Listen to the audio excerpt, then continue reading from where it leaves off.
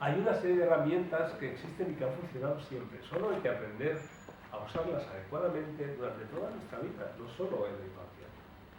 Y no tenemos que aceptar que solo hay que jugar cuando somos niños. También podemos seguir jugando cuando somos adultos, aunque cambiemos la forma de juego. Hay algunos que juegan al fútbol y van bien, ganan mucho dinero. No todos los que juegan al fútbol, pero algunos sí. No hace falta que todos nos convirtamos en futbolistas, porque claro, entonces no vamos a ganar todos. Pero sí podemos jugar a otras cosas. ¿A qué os resulta fácil jugar? ¿Qué juego os agrada a vosotros? ¿Jugáis a algo? ¿No? Ni siquiera lotería. Las emociones son difíciles, claro. Pero ahora vamos a imaginarnos que pudiéramos ser niños de nuevo. Así, porque hay quien me dice por ahí que si volvemos a ser niños podemos entrar al reino de los cielos. ¿No? Vamos a ver si a lo mejor es posible. ¿Qué característica tienen los niños? Espontaneidad. Inocencia, capacidad de juego, calidad, y quieren lo mismo, quieren jugar siempre, por lo menos antes. Ahora a lo mejor juegan de forma distinta, también juegan con la Play o con el teléfono. Es un recurso que también para los padres, porque yo he visto a algunos niños que cuando lloran les dan el teléfono para jugar. Bien, entonces hay una serie de posibilidades que tenemos, pero tenemos que recuperar nuestra fantasía, nuestra imaginación. ¿Cómo vais de imaginación y fantasía? ¿Bien? ¿En qué sentido? Porque yo creo que mucha gente es capaz de fantasear, pero en su contra. Es decir, se imagina todo lo peor en su vida y siempre es el protagonista o la protagonista. Todo lo que le pueda ocurrir de malo le ocurre. Y para eso tiene mucha fantasía. ¿Esa os va? ¿No? Puede que haya otra tipo de fantasía, y es que, como antes decía, en lugar de ver el problema o asustarnos por él, podamos implicarnos en la solución del problema. Y entonces utilicemos la fantasía de forma creativa para buscar soluciones. ¿Buscáis soluciones? A ver, ¿quién utiliza aquí? Que levanten la mano. Es votación secreta, pero levantáis la mano. A ver, ¿quién utiliza la fantasía aquí de las personas que estáis en esta sala para encontrar soluciones y además le funciona? Porque claro, si la utilizas pero no te funciona, tampoco sirve mucho. A ver, ¿cuántos? De vez en cuando. Bueno, creo que habrá que trabajar un poquito, ¿no? ¿No os parece? Y si además de tener fantasía y enfocarse en la creatividad y la resolución de problemas, además nos divertimos. ¿Eh? Eso es lo que hacen los niños cuando juegan. Todos los niños, todos, nosotros mismos, cuando éramos niños, también hacíamos eso. Buscábamos divertirnos, desarrollando nuestra imaginación, pensando en cómo es la sociedad de los adultos, que tenemos que incorporar, cómo es el lenguaje, y podemos utilizarlo con muñecos, con camiones, con lo que tengamos a nuestro alrededor. Jugamos con eso. ¿Y qué es lo que hacemos cuando juegan, o cuando jugaban los niños, cuando juegan los niños? Pues lo que hacen es representar el mundo. Y además tratan de divertirse. Así es que se supone que todos sabemos hacer eso, todos tenemos esa habilidad. ¿Por qué no la utilizáis ahora?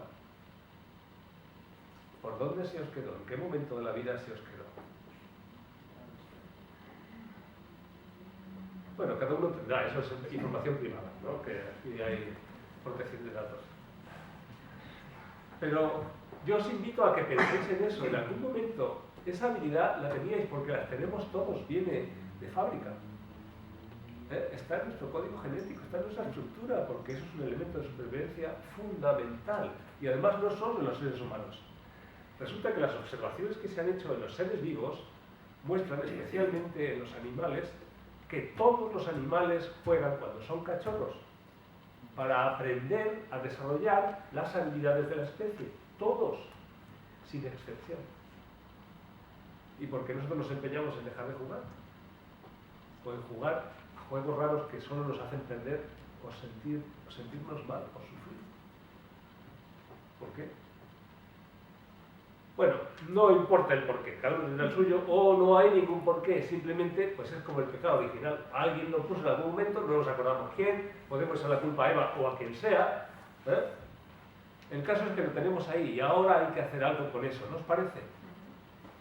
Bien, vamos a montar un partido político para cambiar el gobierno y hacer algo con eso, de las personas que quieren ser libres jugando. No es verdad, solo que como está de moda eso. Porque tampoco nos serviría, por mucho que hagamos un partido político para cambiar las leyes, ¿creéis que por eso va a jugar más la gente? Si ponéis ahora un impuesto a los que no jueguen, ¿por eso va a jugar más la gente? No, disimulará.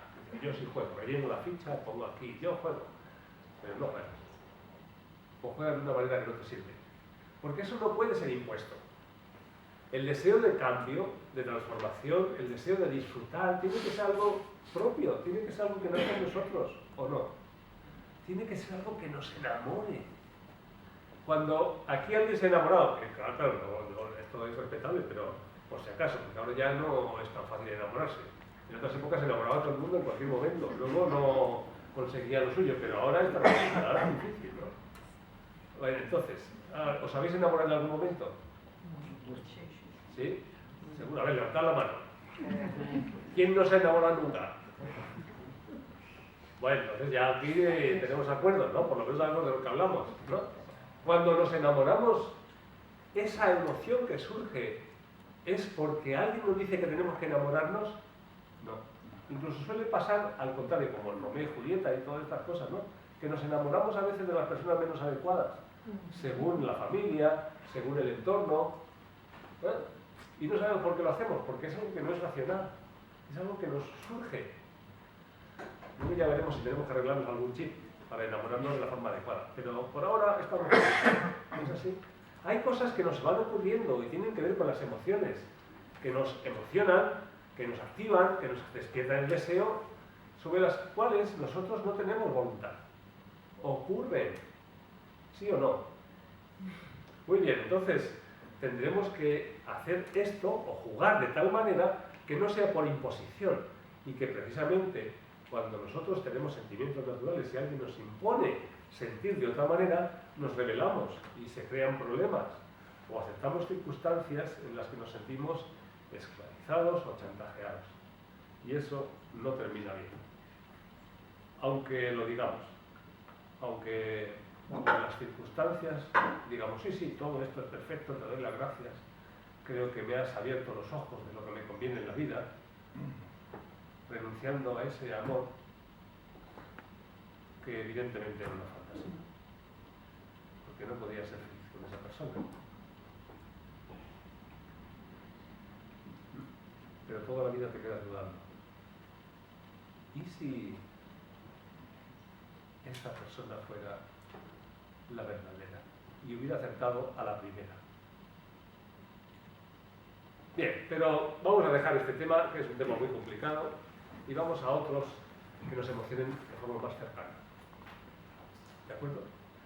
Bien, yo descubrí entonces que en ese proceso de gestionar nuestras emociones es posible racionalizar las emociones, pero de una manera no conceptual. Es decir, que cuando nosotros ponemos una etiqueta a las emociones, ¿no? Pues que esto es miedo, o esto es un grado de miedo mayor o menor, que al grado de miedo menor le podemos llamar timidez, y luego al otro le podemos llamar susto, y al otro le podemos llamar miedo, terror, horror, ¿no? Y así tenemos muchas emociones, ¿no? Vinculadas con las que creíamos que era una sola. Y ya nos sentimos pues, ricos emocionalmente. Tenemos un montón de miedos, ¿no?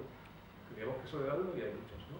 Bueno, pues la cuestión es, además de poner etiquetas a las emociones, además de eso, también podemos encontrar una forma que para mí está en el origen de cómo se desarrollaron nuestras lenguas primigenias y que dio lugar a esa estructuración de los procesos de interiorización o de representación mental, que está vinculado directamente con las emociones. Hay una cosa que encontramos directamente desde investigaciones que se han hecho en cuanto a aspectos que se dan en todos los seres humanos, en todas las culturas y en todos los tiempos. Las emociones están vinculadas con ciertas cosas, claramente, y está comprobado. No sé si habéis oído hablar de Paul Ekman.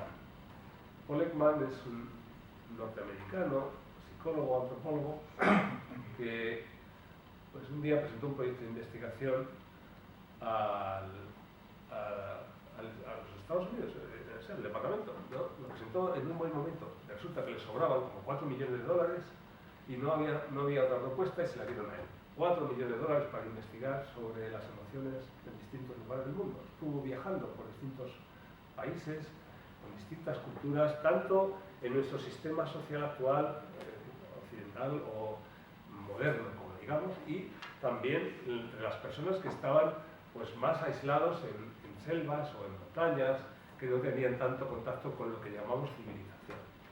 Y descubrió que al observar las emociones había unos rasgos comunes, y es que puede que no supieran hablar de esas emociones, pero había una serie de gestos que coincidían siempre con ciertas emociones. Los gestos son elementos universales de los seres humanos a la hora de expresar emociones. Y por eso se centró ahí. Hizo una investigación muy pormenorizada del tipo de gestos y de los músculos que se mueven cuando nosotros expresamos una emoción. Catalogó así como 5.000. En español no están todas. Eso, pues, así tenemos una síntesis, ¿no? Porque en inglés sí que están. Incluso hay una página web donde tú puedes hacer una especie de test para aprender a reconocer tus emociones. Bueno, pues además de Paul Ekman, hubo más personas que estuvieron investigando sobre esto y, para resumir, se dieron cuenta que hay 3 cosas que nos permiten gestionar las emociones de forma directa y son la imaginación, que esa es la propuesta originaria. Las emociones representan o generan en nosotros nuestra capacidad de imaginar, representación interna, la imaginación, los gestos y los tonos de voz, pero no el pensamiento. Curiosamente, casi siempre cuando queremos gestionar nuestras emociones no reparamos en esto, solo nos ponemos a pensar de forma organizada o leemos un libro para que nos ayude a tener idea de cómo resolver el problema, pero no sabemos utilizar ni nuestra voz, ni nuestros gestos, ni nuestra imaginación a favor de la transformación de las emociones. ¿O sí? ¿Quién sabe utilizarlas conscientemente?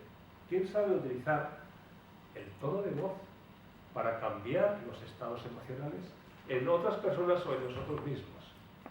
¿Nuestra imaginación o nuestros gestos? ¿Lo sabéis? Sí, yo pienso que todos sabemos, eso es natural. Yo sé calmarte si estás nervioso, luego no sé calmarme a mí misma. Muy bien. En un momento dado, pero si yo te veo a ti nervioso, sí podría calmar. Muy bien. Es cierto, todos tenemos esa inclinación innata, pero no es consciente.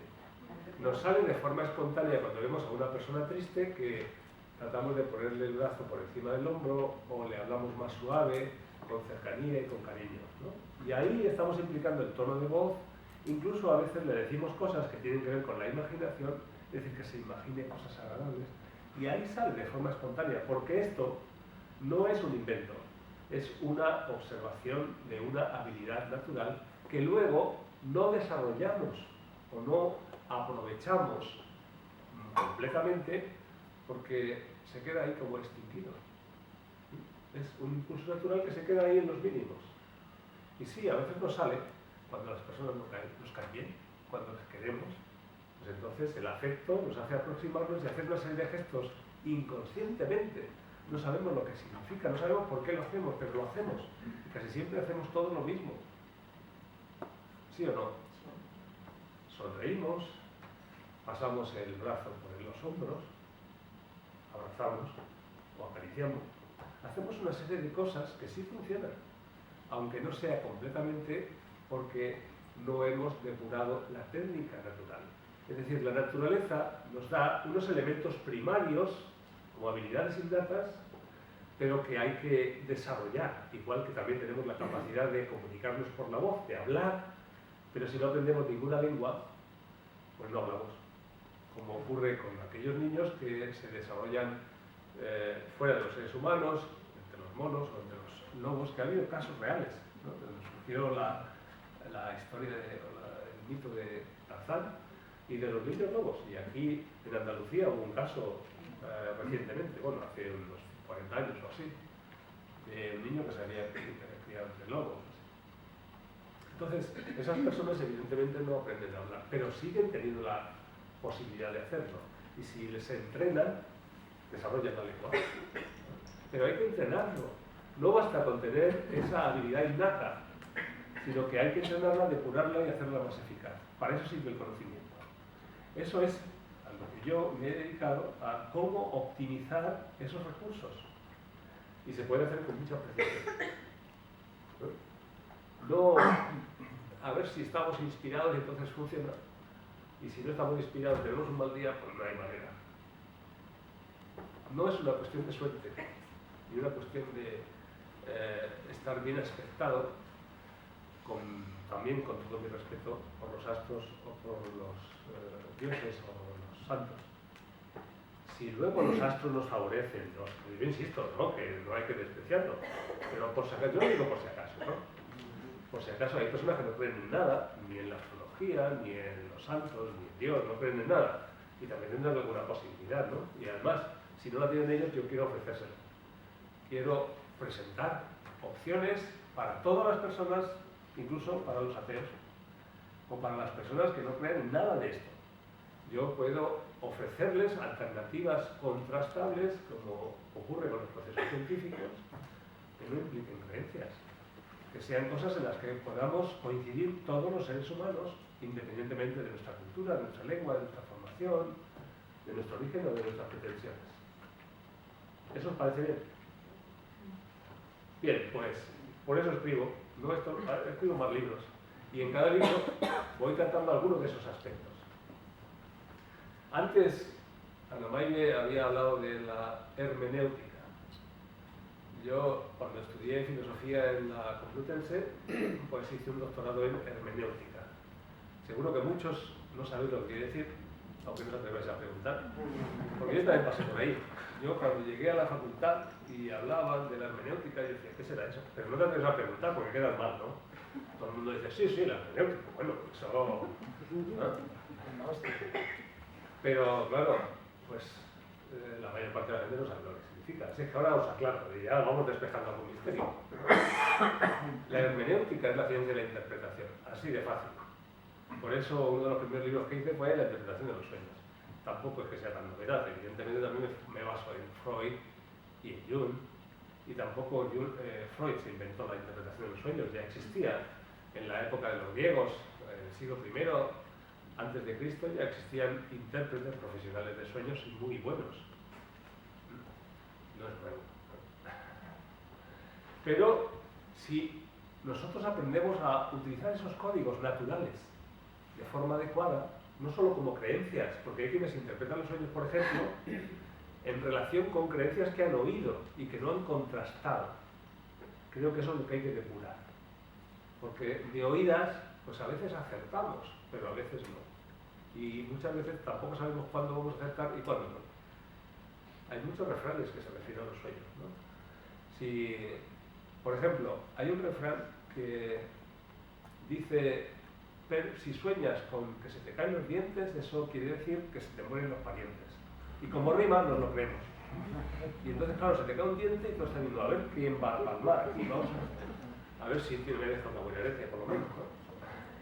Bueno, pues, por ejemplo, ante ese hecho, la pérdida de dientes, no sé a quién se le ocurrió lo de la pérdida de parientes, pero a lo mejor simplemente porque rimaba un día alguien lo hizo de gracia y ya se quedó. Sin embargo, Pels, que fue un psicólogo que desarrolló, fue discípulo de Freud y desarrolló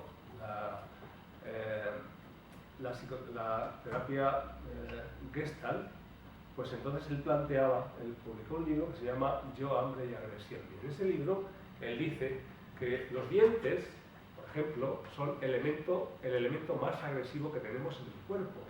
Por lo tanto, si soñamos que se nos cae un diente, lo que estamos es sintiendo que perdemos agresividad. ¿De acuerdo? ¿Y cuándo se puede soñar que, por ejemplo, ¿no? Ya que estamos en esto, que se nos caen los dientes, cuando tenemos un problema que se ha convertido en un hueso duro de roer.